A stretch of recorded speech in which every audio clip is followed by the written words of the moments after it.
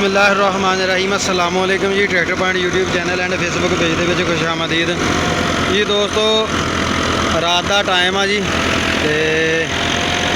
कणक उतर रहे हैं जी। थ्रैशर लगी है MF 375 ट्रैक्टर है जी, 2010 मॉडल WSK पंप वाला। तो पिछे सेठ तफैल वाले की बनी हुई थ्रैशर है जी।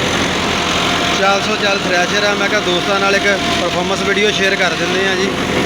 3.5 एकड़ जोड़े किले सके जी, कह लो कि कणक के, जिन्होंने जी 1 एकड़ रह गई। 1 एकड़ तो भी थोड़ी कम रह गई, कोई 5 कनालों के करीब हाँ जोड़ा जी। तो दोस्तों नाल एक छोटी जी परफॉर्मेंस वीडियो शेयर कर देंगे हैं जी, थ्रैशर की और ट्रैक्टर की। अभी तुहानूं दिखाते हैं जी नज़दीक तो।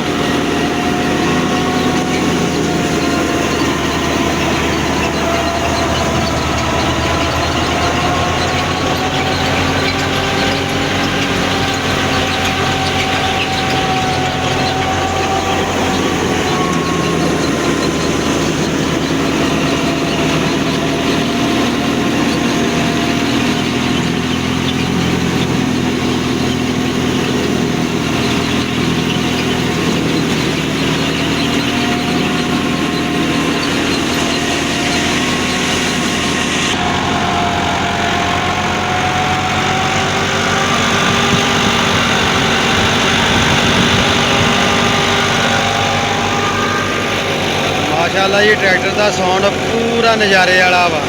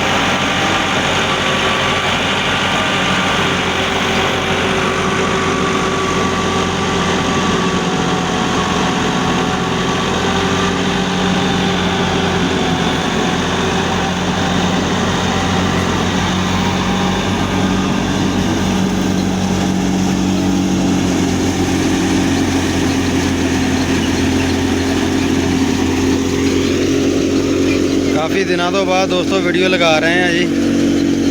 कुछ मसरूफियात की वजह ना नहीं वीडियो बना सकें जी। इंशाअल्लाह ताला हुण जी तुहानूं अपने चैनल पर जी वीडियो देखने को लाजमी मिलिया करेगी जी, ट्रैक्टर पॉइंट से जी।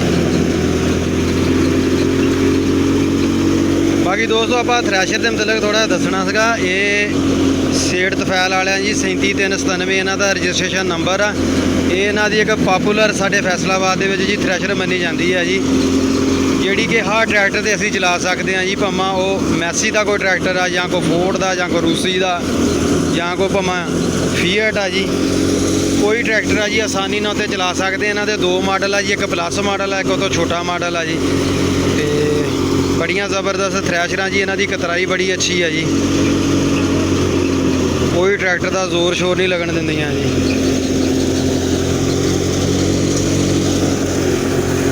ट्रैक्टर सुख च रहिंदा जी। ये 3 वेट लाउंदे आ जी, एक फ्रंट ते 2 बैक ते जी। ते एक छोटा जिहा जी वेट है इहदे थल्ले लगा जी, जिहड़ा शाफट वाला वा जी। ते ज़बरदस्त कह लो कि परफॉर्मेंस दिखाउंदियां जी थ्रैशरां। और ये मॉडल कह लो कि उबे केड़ा मॉडल आ थ्रैशर का? 4-5 साल हो गया इनू कि नहीं हैं? 24 मॉडल आ, ठीक हो गया जी। 24 मॉडल थ्रैशर है जी। ये प्लस वा के छोटी आ? प्लस बड़ा मॉडल है जी। ये इन्हों का जी रूसी ट्रैक्टर एक साइड पर खड़ा है जी, दाने शाने तो ढोने वास्ते। बाकी दोस्तों वीडियो किदां दी लगी लाजमी कमेंट करके दसना। बहुत शुक्रिया। अल्लाह हाफिज़। Thank you for watching tractor point.